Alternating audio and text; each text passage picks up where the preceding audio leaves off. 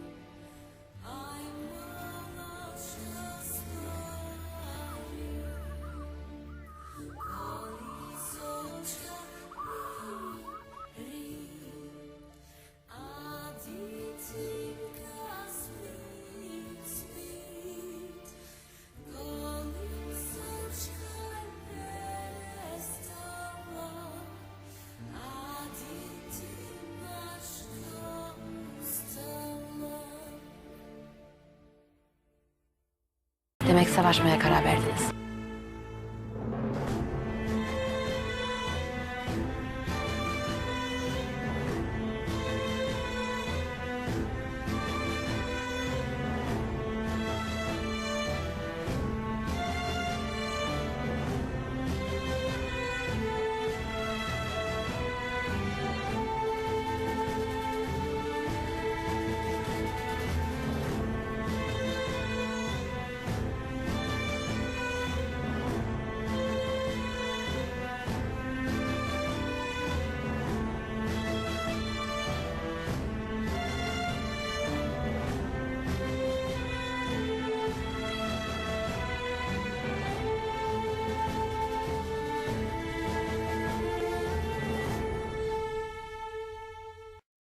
Söz veriyorum. Anneniz bugün diz çök, etek öptü, af dilediği herkesi gün gelecek önünde diz çöktürecek. Vallahi savaş başlıyor sultanım, savaş.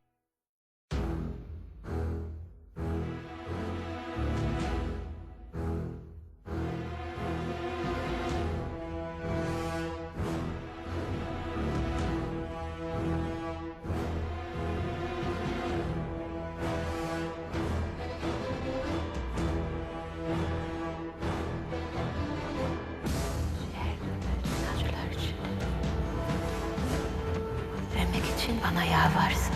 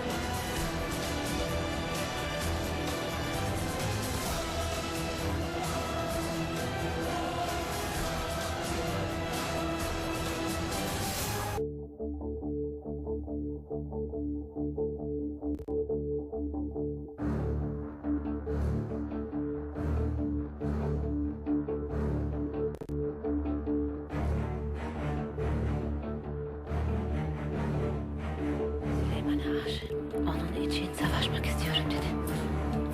Savaştık. Bitti. Ben kazandım.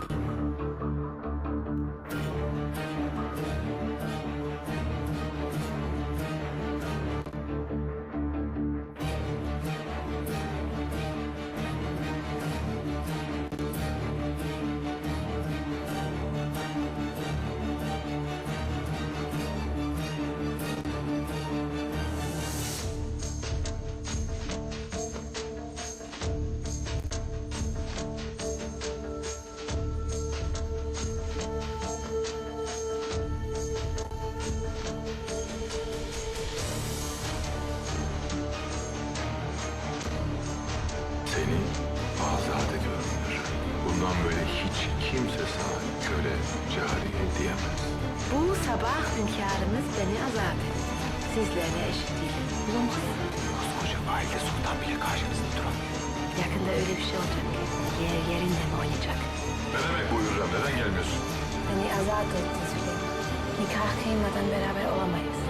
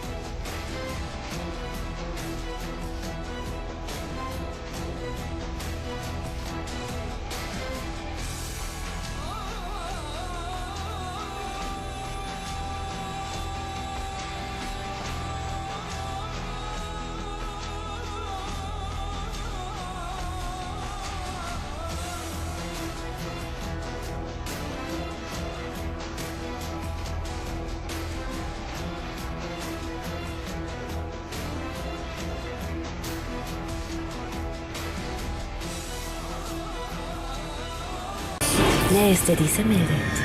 Yine ben kazanacağım.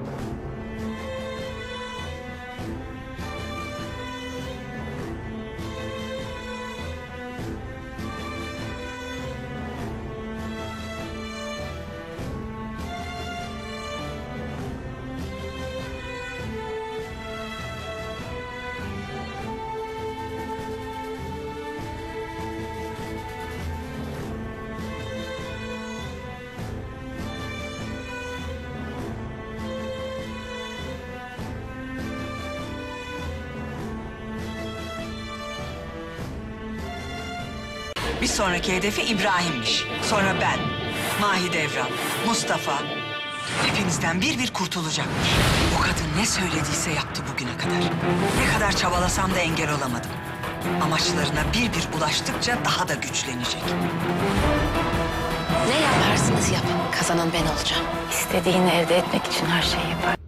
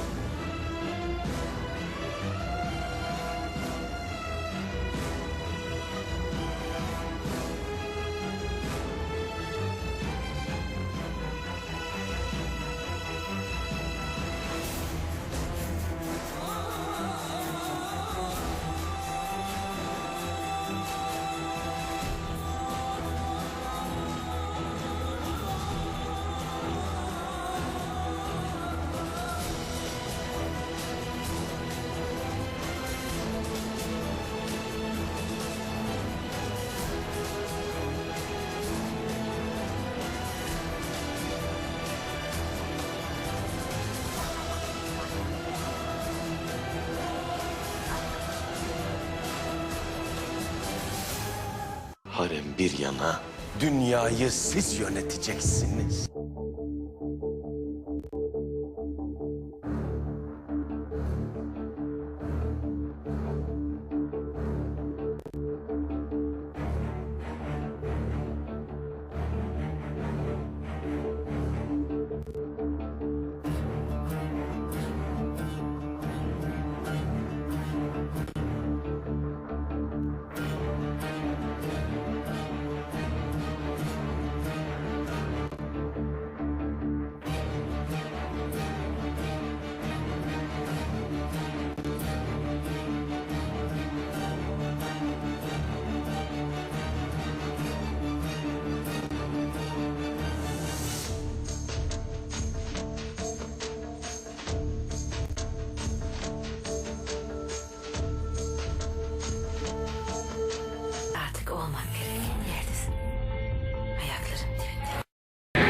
Senin yolun cehenneme gidiyor İbrahim. Malum. O yolda yürümek kolaydır. Şehzade Mustafa ile gizlice buluştular. Seni tahttan indirmenin yollarını arıyorlar. İşte burada delili.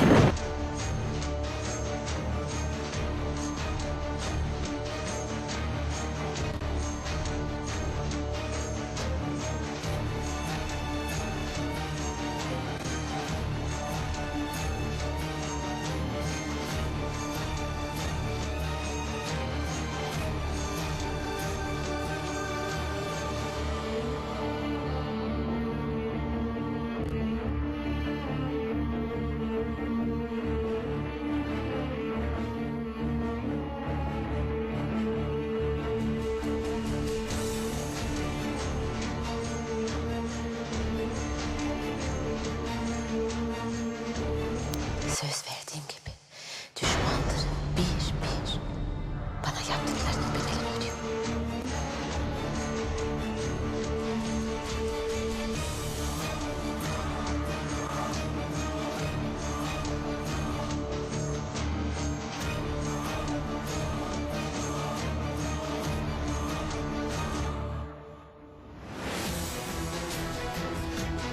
Eğer kardeşime bir zarar verdiysen kendi elimle sökerim ciğerini. Sen dairene dön Mihrimah. Siz bana ne yapacağımı söyleyemezsiniz.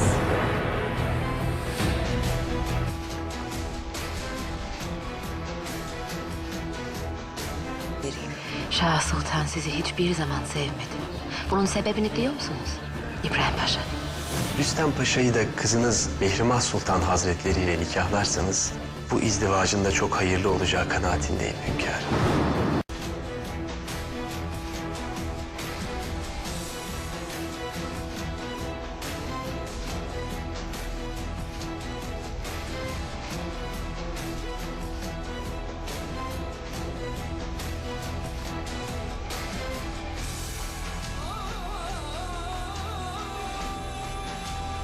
Mevzu bahis olan kardeşlerinin istikbaliyken küçük bir kız çocuğu gibi davranamazsın. Ben evleneceksin diyorsam evleneceksin.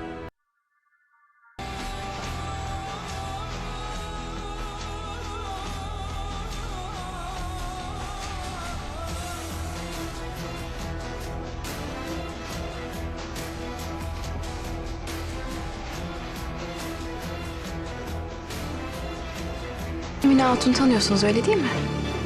Benden ne istiyorsun Mihrimah? Sizden tek bir şey isteyeceğim. En geç yarın sabah payitahttan gideceksiniz. Bir daha asla dönmemek üzere gideceksiniz.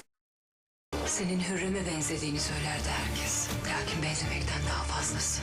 Ta kendisi olmuşsun. Bundan ancak şeref duyarım. Ben Hürrem. Düşmanlarım korksun benden. Gazabımdan korksunlar. Bir ok gibi saplanacağım kalplerine. Sonsuza dek yanmaları için. Sonsuza dek yanmaları için. Düşmanlarımın kanı dökülecek. Artık af yok. Korku yok. Benim adım Hürrem. Ben affetmem.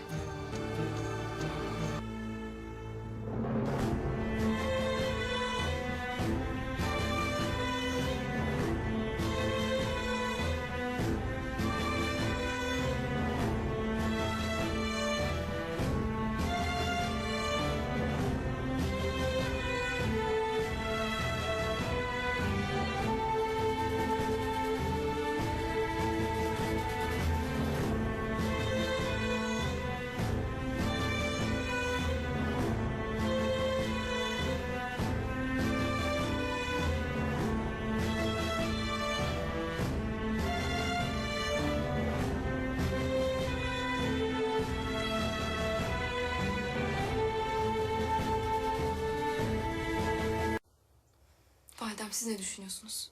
Sizce babam kimi seçecek? Ben kimi destekliyorsam onu.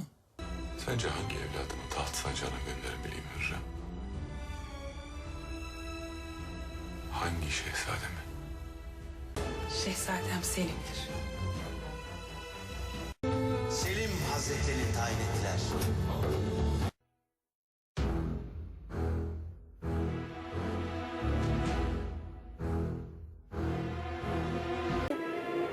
Mustafa savaşmaya karar verdi. Ya o ya ben. İkimize bu dünya dar artık. Düşmanın sağ kolunu kesmek icap eder. Bunun içinde en büyük güç Yeniçeriler. Sadece Yeniçeri ocakları değil, paşanın adım attığı her yerde kazanlar kaynamalı. Benim ne maksatla buraya geldiğimi biliyorsun değil mi? Siz de diğer sultanlarımızın yolundan yürüyeceksiniz. Oysa ki onların akıbeti size ibret olur.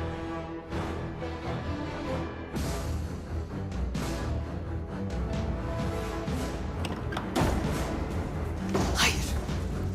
Müsaade etmeyeceğim. Bu sarayda bir şehzade daha doğmayacak.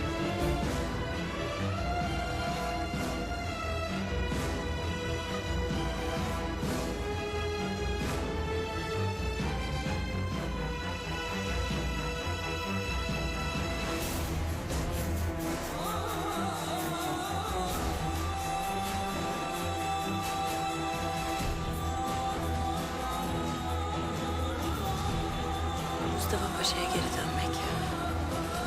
Tekrar evlenmek isterim.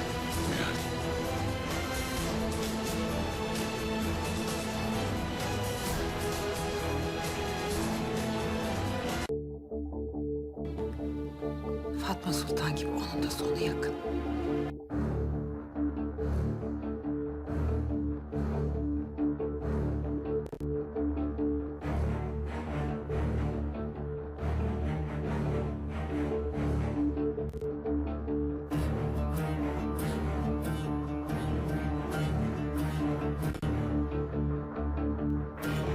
Bu sarayda en yakını sizdiniz. Başınız sağ olsun. Nasıl yardımcı? Hazinenizi isteyelim. Münasiptir, arz edin. Çekiliriz.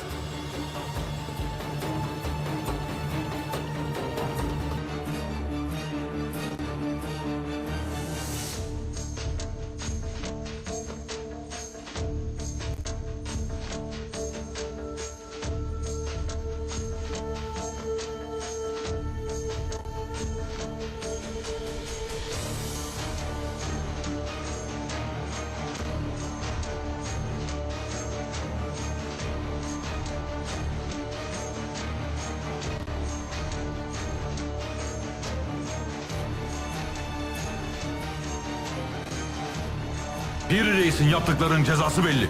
Piri Reis idam edildi.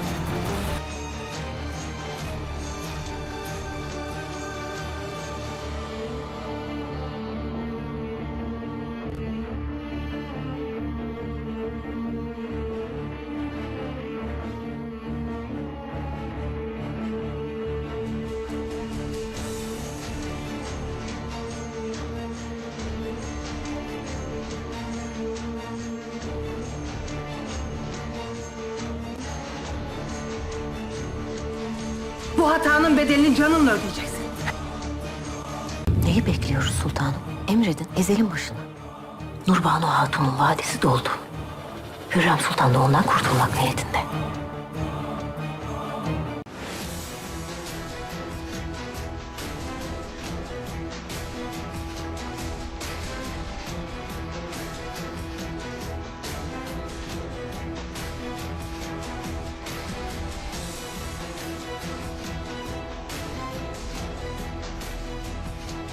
Şikayet var efendi.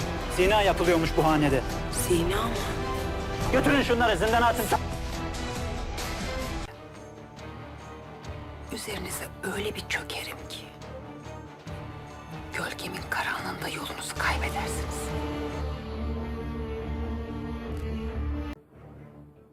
Eğer yine kocanızı kaybederseniz adınız Neşe'nin değil, kederin sultanı olacak zira.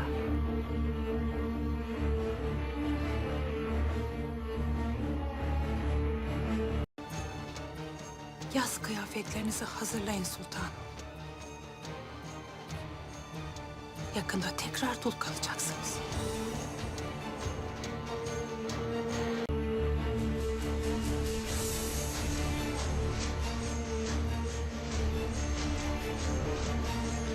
Ateşle oynuyorsun.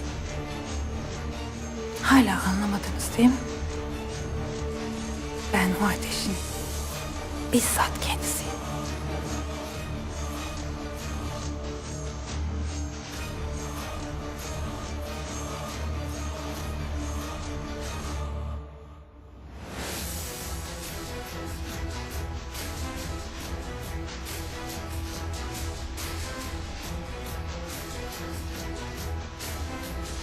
Çık dışarı. Sana bir fenalık yapmadan defol. Seni bu sarayda görmek istemiyorum. Sesini dahi duymak istemiyorum. Yıkıl karşımdan! Ama sultan bir daha dönmemek üzere ayrılıyor buradan sultan.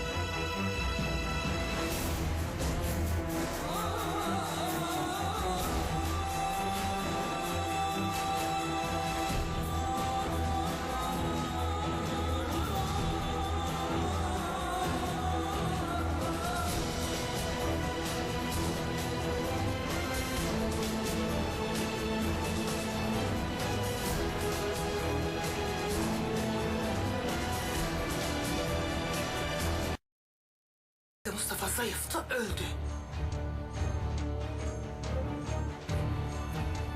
Bense hayattayım. Bu savaşı ben kazandım. Ben Alexandra La Rosa. Osmanlı sarayına satılmış rutenyalı köle. 17 yaşında dünyanın kederini, zalimliğini öğrenmiş. Bir günde 1000 yaş almış. Yaşamaktan caymış, kadersiz, kimsesiz Alexandra. Ben Alexandra La Rosa. Kederimi kimseye söyleme, paylaşma. Canımı yak, her şeye kahkaha ile cevap verdim. Gözyaşımı sadece ailem için akıttım. O köle kızdan bir sultan yaratıp kadere karşı koydum. Ben Hürrem, Sultan Süleyman'ın kölesi, cariyesi, sultanı, 5 evladının anası, nikahlı karısı Hürrem. Ben Hürrem, Mehmet'in, Nişimah'ın, Selim'in, Beyazıt, Cihangir'in talihli anası. Hasek Hürrem Sultan. Evlatlarım, ben size kendime bir söz verdim. Yemin ettim. Vaktiyle diz çök, etek öptü, af dilediğim herkes, gün gelecek, benim önümde diz çökecek dedim. İşte o günler geldi çattı. Bana türlü cefayı, kederi, eziyeti layık gören düşmanların sonu geldi. Artık korksunlar benden. Zira aldıkları her nefesi zehirleyeceğim onlara. Ateş olup üzerlerine yağacağım. Harem ne ki? Dünyaya ben